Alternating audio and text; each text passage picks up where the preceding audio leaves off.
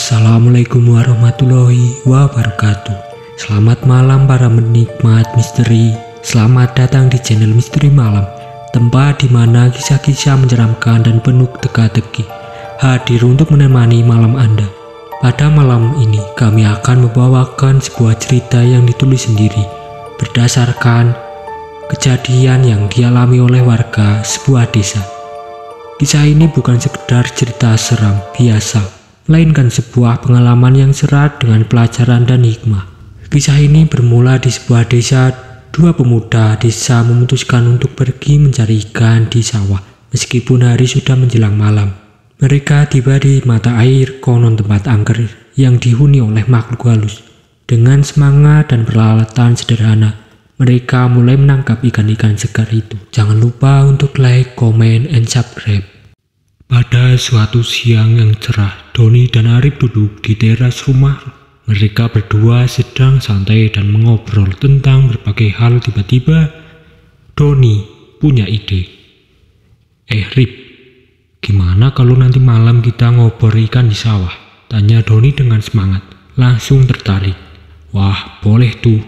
Udah lama kita nggak ngobor ikan bareng. Ngobor ikan adalah kegiatan mencari ikan di malam hari dengan menggunakan lampu atau obor. Cahayanya menarik ikan-ikan untuk mendekat sehingga lebih mudah ditangkap. Mereka mulai merencanakan kegiatan malam nanti dengan seru. Doni mengusulkan, "Aku yang bawa jaring sama ember ya, kamu bisa bawa senter yang terang." Arif setuju. "Oke, nanti aku pinjam senter bapak. Terus kita ketemu jam berapa? Gimana kalau jam 8 malam? Nanti kita ketemu di depan rumahku," jawab Doni. Mereka berdua sepakat dan mulai berbicara sawah mana yang bagus untuk ngobor ikan. Arif ingat ada sawah di dekat rumah pamannya yang katanya banyak ikannya. "Oh iya, jangan lupa bawa air minum sama cemilan ya. Soalnya biasanya kita lama di sawah." Arif mengangguk lagi. "Siap, nanti aku bawa kerupuk sama air putih." Mereka terus mengobrol dan merencanakan kegiatan malam nanti dengan gembira. Doni dan Arif sudah tidak sabar menunggu malam tiba untuk memulai petualangan ngobor ikan mereka. Malam pun tiba. Jam di rumah Doni menunjukkan pukul 7.45 malam. Doni sudah siap dengan perlengkapannya. Dia memakai kaos lengan panjang dan celana panjang untuk melindungi diri dari nyamuk. Di tangannya ada jaring kecil dan ember plastik untuk menampung ikan hasil tangkapan. Tepat jam 8 malam terdengar suara ketukan di pintu depan. "Don, udah siap belum?" teriak Arif dari luar. Doni bergegas membuka pintu. "Siap dong, ayo kita berangkat," jawabnya semangat. Arif sudah lengkap dengan senter besar milik ayahnya. Dia juga membawa tas kecil berisi air minum dan kerupuk, seperti yang sudah mereka rencanakan. "Emang kamu udah pamit orang tua?" tanya Doni. Mereka berdua mulai berjalan meninggalkan rumah Doni. Malam itu cerah, bintang-bintang terlihat bertaburan di langit. Sesekali terdengar suara jangkrik dari semak-semak di pinggir jalan. Mereka mengobrol dengan riang. Doni dan Arif membicarakan jenis-jenis ikan yang mungkin akan mereka tangkap malam ini. Inget nggak? Dulu kita pernah dapat ikan gabus gede kan? Mereka terus berjalan melewati jalan desa yang sepi. Cahaya bulan dan lampu jalan yang remang-remang menerangi langkah mereka. Udara malam terasa sejuk membuat semangat mereka semakin tinggi untuk memulai petualangan ngobor ikan pada malam ini. Tak lama kemudian mereka sudah bisa melihat hamparan sawah di depan mata. Doni dan Arif mempercepat langkahnya, tidak sabar untuk segera memulai kegiatan ngobor ikan yang sudah mereka rencanakan sejak siang tadi. Saat mereka melangkah masuk ke sawah, tiba-tiba terdengar suara aneh. Suara cekikikan itu terdengar samar-samar, seolah datang dari kejauhan, tapi juga terasa dekat di telinga mereka. Doni dan Arif langsung berhenti melangkah. "Rip, kamu dengar itu?" bisik Doni dengan suara bergetar. Arif mengangguk pelan, wajahnya pucat. "Iya Don, suara apa ya itu?" Suara itu terdengar lagi, kali ini lebih jelas. Bulu kuduk mereka berdiri, Doni dan Arif saling berpandang-pandangan dengan mata terbelalak. Tangan Arif yang memegang senter mulai gemetaran, membuat cahaya bergoyang-goyang ke sana kemari. Mungkin cuma angin, Don, kata Arif mencoba menenangkan diri sendiri dan temannya. Tapi Doni tidak yakin angin enggak mungkin, ketawa Arif. Mereka berdua terdiam mencoba mendengarkan dengan seksama. Suasana hening sejak hanya terdengar suara katak dan cangkrik dari kejauhan. Meski mendengar suara jegik-jegikan yang menyeramkan, Doni dan Arif tidak lari. Ketakutan mereka saling pandang sejenak. Lalu Doni mengambil nafas dalam-dalam. Arif, kita nggak boleh takut, mungkin itu cuma suara aneh dari hewan atau orang yang lagi bercanda, kata Doni dengan suara tegas. Arif mengangguk setuju. Bener Don, kita sudah jauh ke sini. Masa mau pulang cuma gara-gara suara aneh? Mereka pun melangkah masuk ke sawah. Suara cekikikan itu masih terdengar sesekali, tapi Doni dan Arif berusaha untuk tidak menghiraukannya. Arif menyorotkan senternya ke permukaan air, mencari gerakan ikan. Doni berjalan di sampingnya siap dengan jaring kecilnya. Arif di sana, suruh Doni pelan, menunjukkan ke arah riak air tak jauh dari mereka. Arif cepat-cepat mengarahkan senter ke tempat yang dituju Doni. Benar saja ada ikan kecil yang berenang di sana. Dengan sikap Doni mengayunkan jaringnya.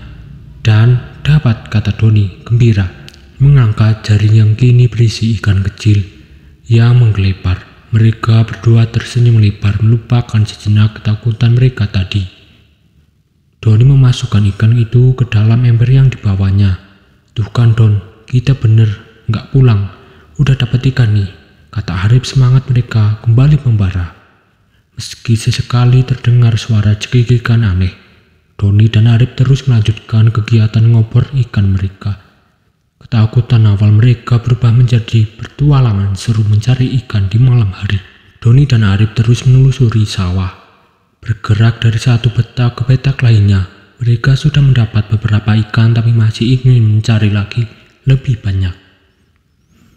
Tanpa sadar langkah mereka membawa mereka semakin jauh ke dalam area persawahan. Tiba-tiba Arif menghentikan langkahnya. Don, lihat deh, katanya sambil mengarahkan senter ke depan. Di hadapan mereka muncul pemandangan yang berbeda. Ada sebuah genangan air yang luas dan air di sana terlihat jernih, bahkan di bawah cahaya senter yang remang-remang. Di depan genangan itu berdiri sebuah pohon beringin besar yang akarnya mencekram tanah di sekitar mata air. Wah, ini pasti mata air yang sering diceritakan sama Mbah Karso, kata Doni dengan suara pelan, setengah kagum setengah was-was. Arif mengangguk. Iya, katanya tempat ini angker. Tapi lihatlah itu Don, banyak banget ikannya. Benar saja, di dalam genangan air yang jernih itu mereka bisa melihat banyak ikan berenang. Ada ikan gabus yang ukurannya cukup besar dan kawanan ikan wader yang bergerombol. Gimana Don, kita coba tangkap di sini? Tanya Arif, suaranya campuran antara semangat dan ragu. Doni terdiam sejenak, mempertimbangkan. Di satu sisi, tempat ini memang terkenal angker, tapi di sisi lain ikan ini terlihat menggiurkan baginya dan Doni. Ayo kita coba, kata Doni akhirnya.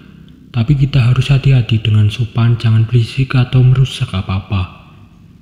Mereka berdua perlahan mendekati genangan air itu. Suasana di sekitar pohon beringin rasa berbeda, lebih sejuk dan entah mengapa lebih sunyi. Bahkan suara cekikikan yang tadi mereka dengar pun tidak terdengar lagi di sini. Dengan hati-hati Doni mulai mengayunkan jaringnya mencoba menangkap ikan gabus yang berenang dekat permukaan. Sementara itu Arif menyorotkan senternya membantu Doni melihat gerakan ikan. Meski tempat itu konon angker, Doni dan Arif tetap fokus pada tujuan mereka, siap menghadapi apapun yang mungkin terjadi di tempat misterius ini. Saat Doni dan Arif sibuk menangkap ikan, mereka mulai memperhatikan sesuatu yang aneh. Ikan-ikan di mata air itu tidak seperti ikan biasa. Mata mereka berkedip-kedip. Rip, lihatlah deh, matanya ikan ini, bisik Doni, menunjukkan ikan gabus yang baru ditangkapnya. Arif mendekatkan senter ke ikan itu. Benar saja matanya ikan itu berkedip-kedip seolah sedang menatap balik ke arah mereka. Mereka berdua terdiam antara takjub dan ngeri. Meski begitu mereka tetap melanjutkan menangkap ikan. Ember mereka sudah hampir penuh dengan berbagai jenis ikan yang matanya terus berkedip. Kayaknya udah cukup deh Don, kata Arif, ayo kita pulang. Kata-kata Arif itu terhenti. Di tenggorokan matanya terbelalak menatap ke arah pohon beringin besar. Doni yang heran melihat ekspresi temannya mengikuti arah pandangannya Arif.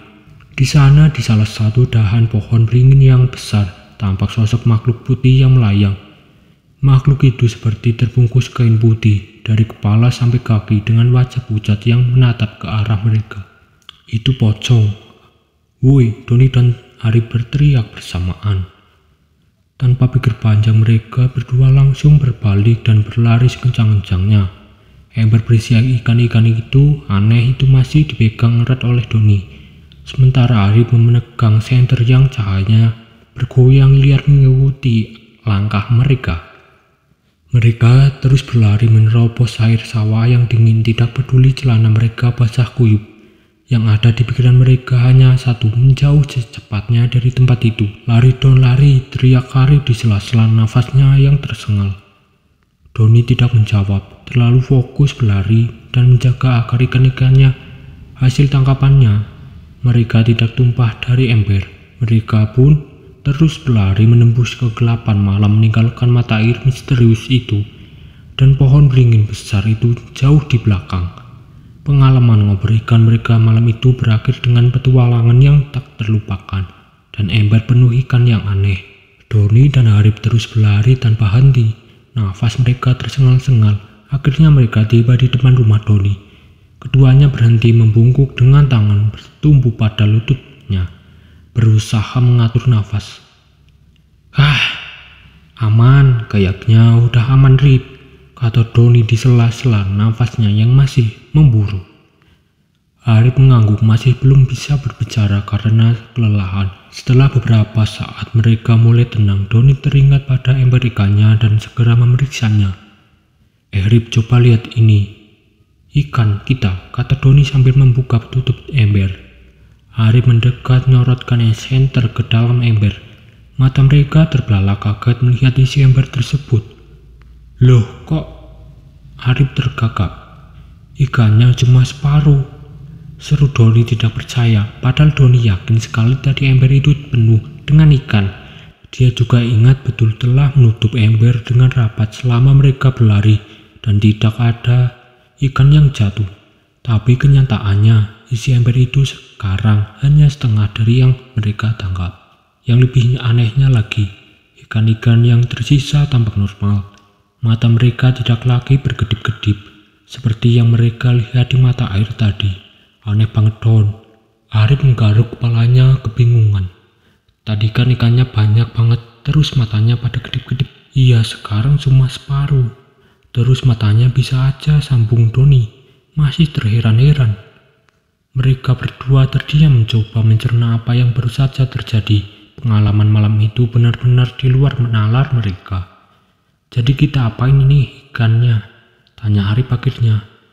Doni berpikir sejenak. Ya udahlah, kita bagi dua aja. Besok kita masak, mudah-mudahan rasanya enak. Arif mengangguk setuju. Mereka pun membagi ikan-ikan itu masih dengan perasaan bingung dan takjub atas kejadian aneh yang mereka alami. Malam itu Doni dan Arif pulang dengan cerita petualangan yang tak terlupakan dan pertanyaan-pertanyaan yang mungkin tak akan pernah terjawab tentang apa yang sebenarnya terjadi di mata air misterius itu. Saat Doni dan Arif masih terdiam kebingungan di depan rumah, tiba-tiba pintu terbuka. Bapak Doni muncul dengan wajah khawatir.